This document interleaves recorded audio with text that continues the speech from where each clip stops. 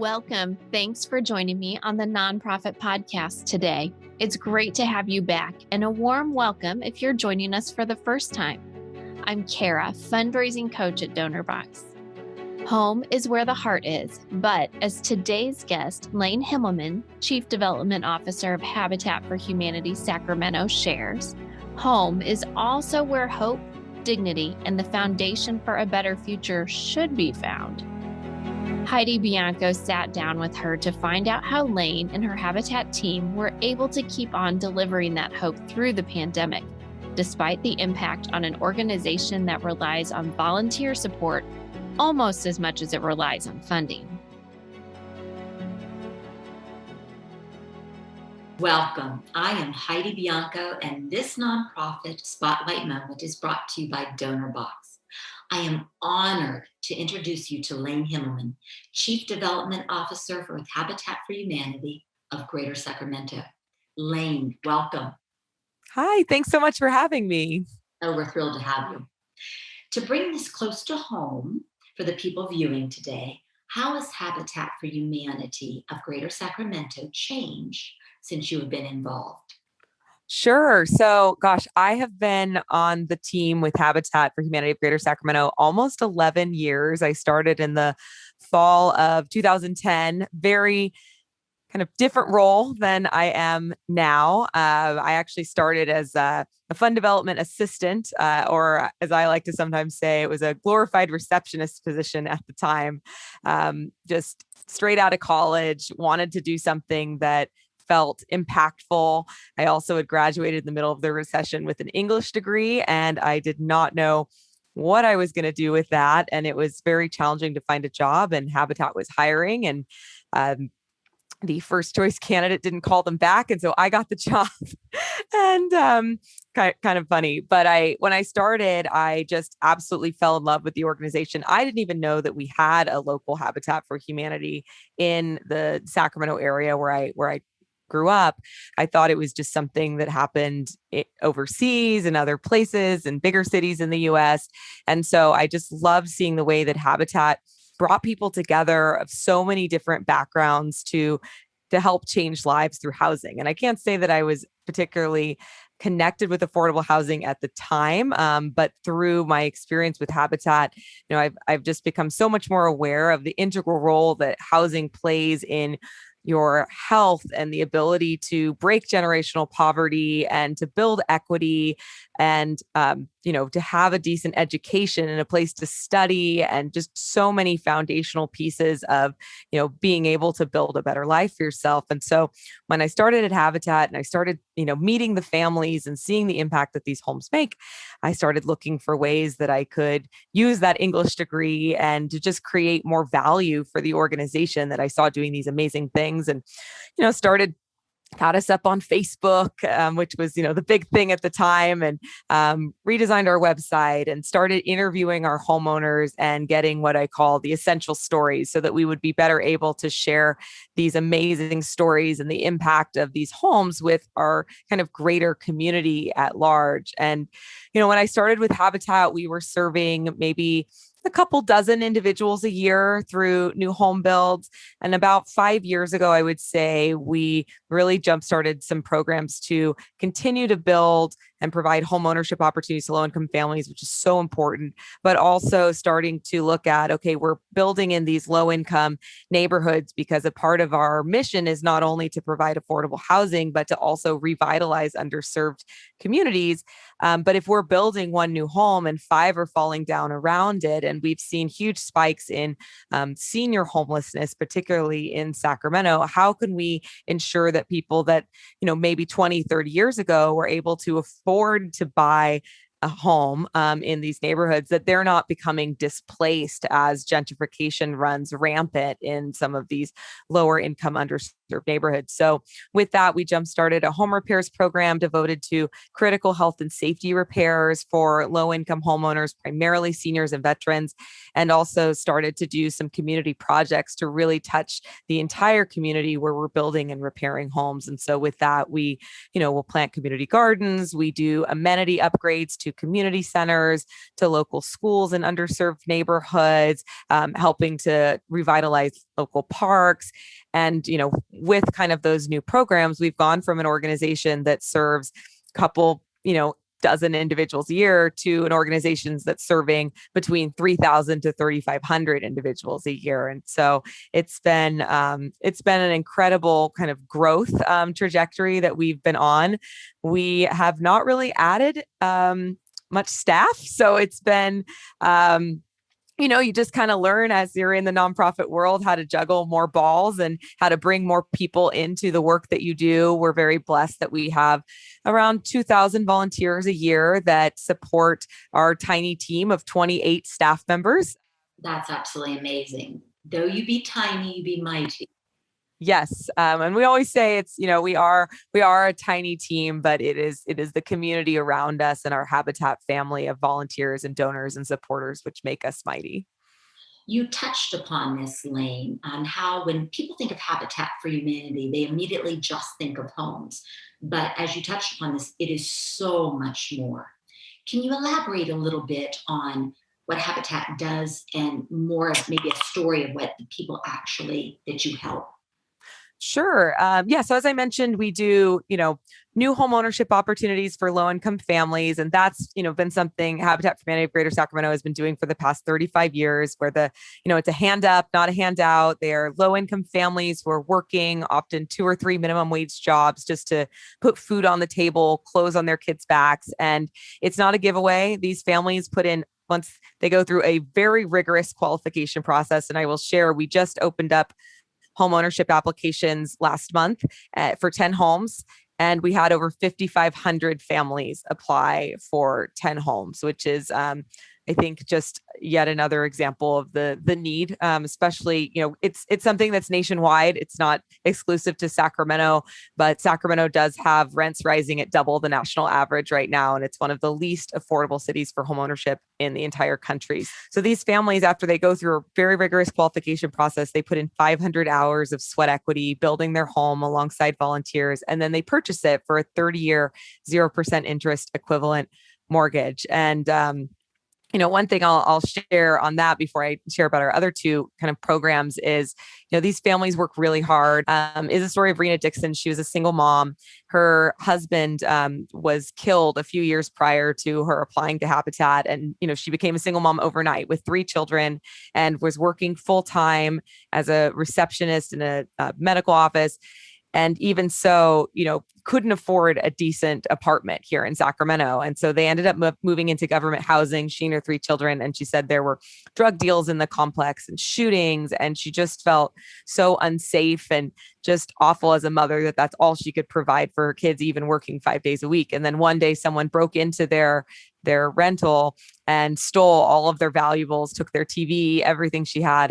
And she said, I got to move my kids out of this situation. And so she ended up moving into the only thing they could afford at the time, which was a 200 square foot unfinished garage. And, we did her interview in that garage. And let me tell you, it was, no air conditioning, no heat, concrete floor, just a big bed where she and her 3 children were sleeping. And, super unbelievably hot in the winter or in the summer, very cold in the winter.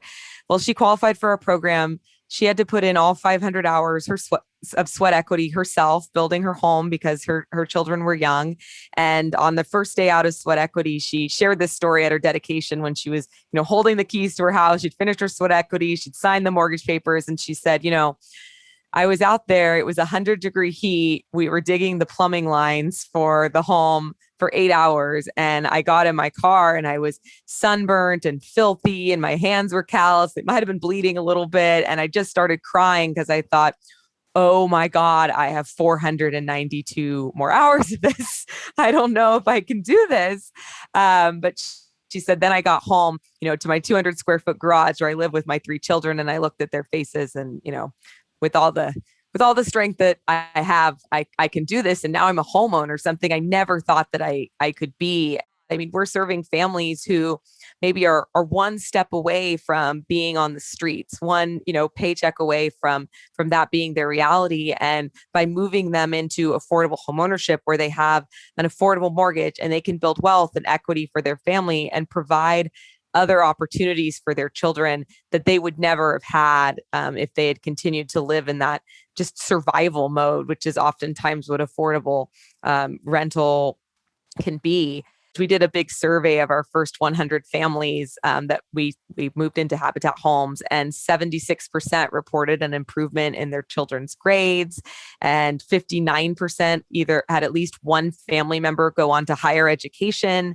And of those families that were previously on food stamps, 0% remained on food stamps after moving into their Habitat home. And so it really just kind of shows that it's not just a roof, it's providing that springboard to other opportunities. And, in terms of our other programs, I know I shared a little bit about our home repair program. And that one is one which, is fairly recent. We started 5 years ago.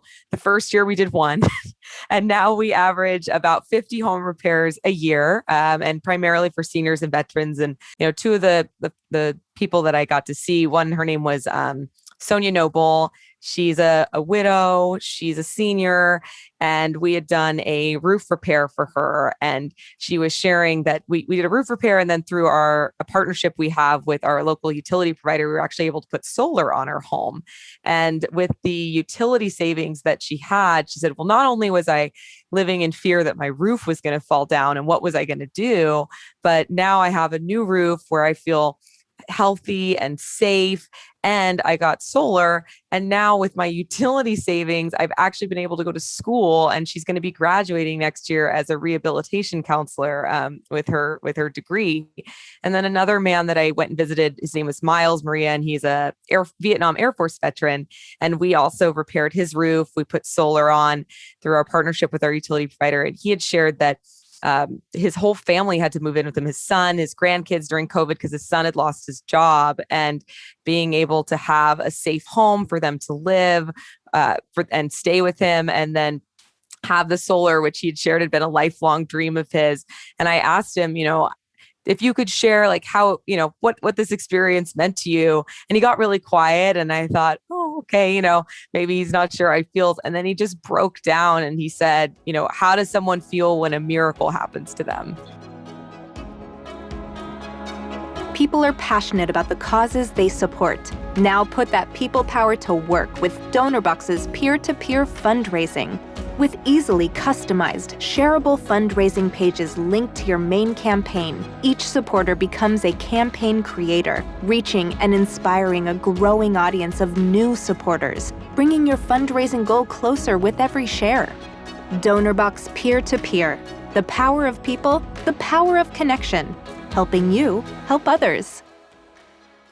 Given the climate, and you touched upon this with COVID over the past 2 years, what strategies do you have in place at Habitat for Humanity of Greater Sacramento that's going to propel you into the future?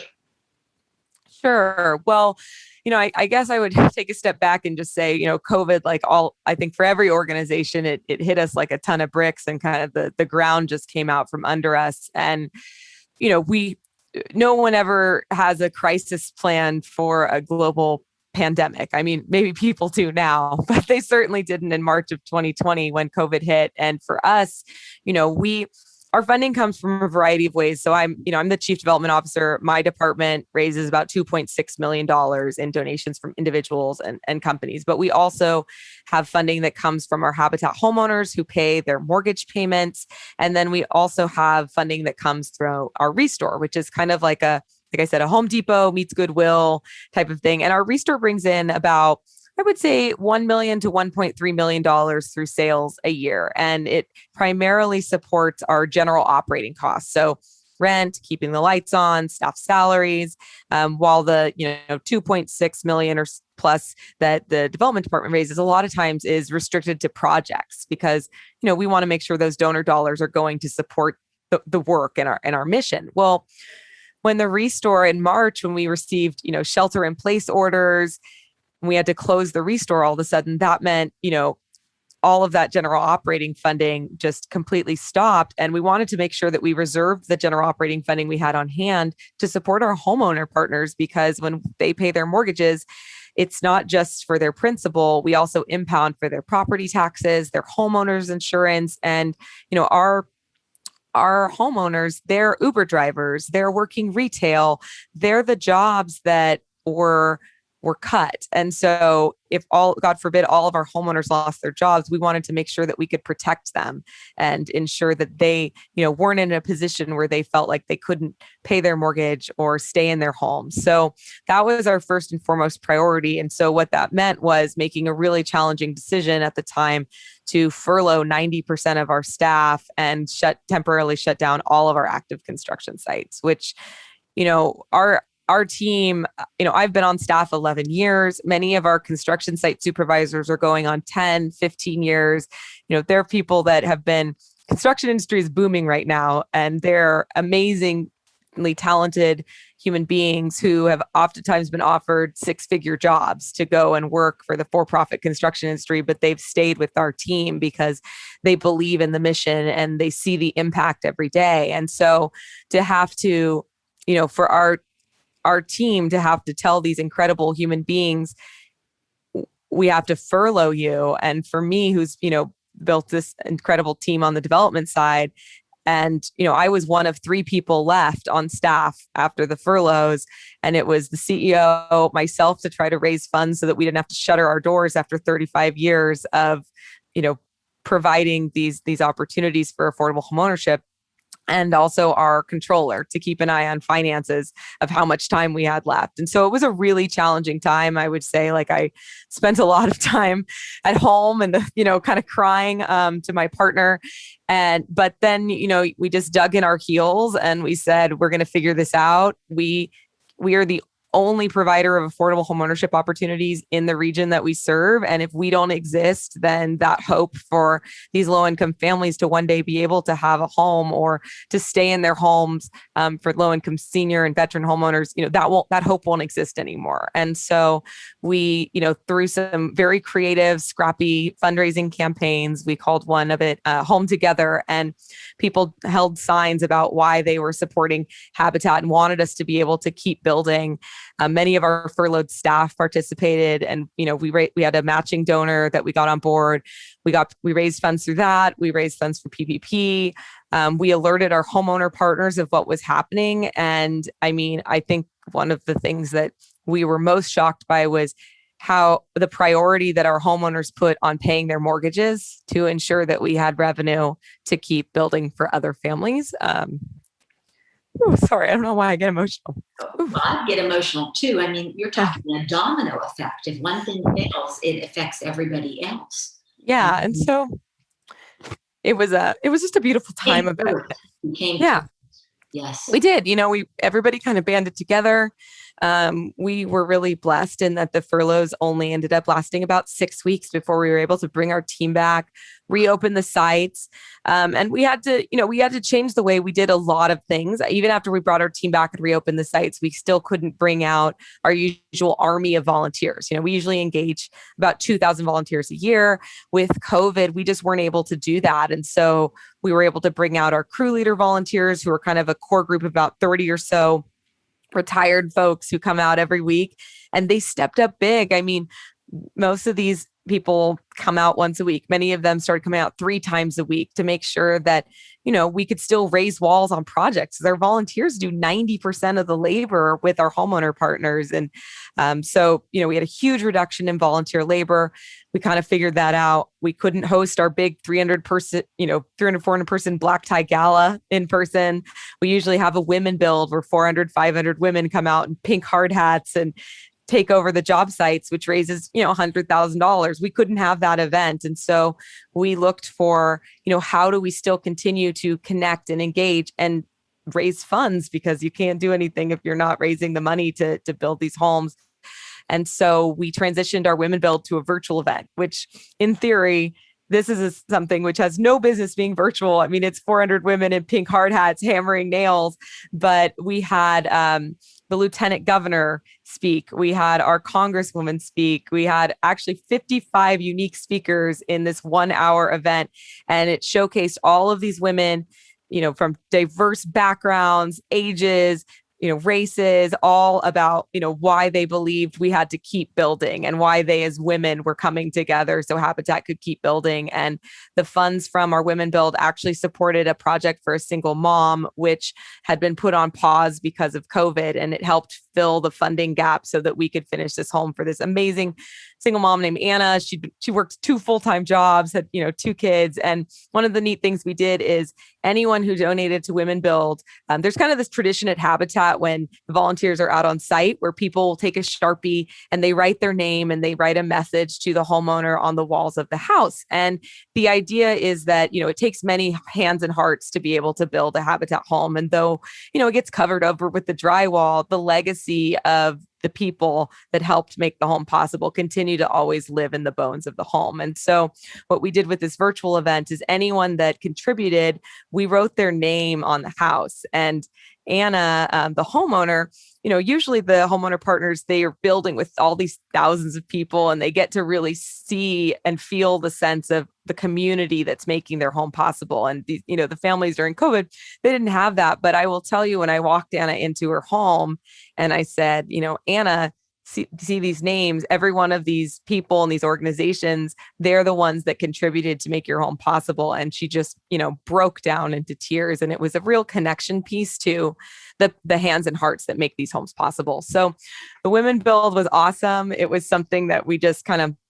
put together, figured out. And then with our virtual gala, that was, we ended up raising $220,000 through the virtual gala event and, had a committee of amazing people that really helped kind of make it possible and throw it together. We had 2 months to plan it, which is nuts to plan a big scale event like that. But we just pushed through and we looked for creative ways to continue to connect people to the projects. We took our home dedications virtual, engaged all the sponsors with the gift giving ceremony and, handing over the keys. And I will say I am very excited that we are now entering a much more traditional fiscal year. We've welcomed back community volunteers to our sites and our groups, and we're starting to plan an in-person gala and an in-person Women Build in March.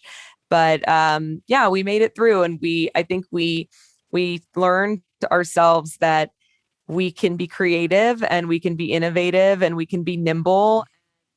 Absolutely. Oh, Laine, amazing work. Amazing dedication. And you are such an inspirational woman. I am so grateful for your time today, all the dedication that you've done, and you've helped so many realize their dreams and helping propel them into a better life. Thank you. Oh, thanks, Heidi. Well, I hope sharing our story, and it was a traumatic time, I think, but hopefully it inspires others and reminds them too that if they were going through a similar time, that they weren't alone. Yes, agreed. Thank you. And again, a special thank you to DonorBox for sponsoring this inspirational moment. DonorBox believes helping you helps others, and we greatly appreciate your time.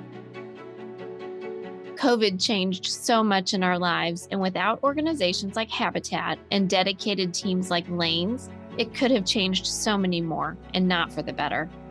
My admiration for their lateral thinking and flexibility in the face of challenge is as big as the impact they're making in the lives of vulnerable people, ensuring they have a home and a better future. The Nonprofit Podcast is all about keeping the impact of our work front of mind. Staying in touch with on-the-ground results can be challenging, which is why we are here with a new, inspiring, informative, and always interesting interview every Thursday. So follow, rate, and download the Nonprofit Podcast today, and be sure to join us next time. Until then, stay inspired. The Nonprofit Podcast, powered by DonorBox, helping you help others.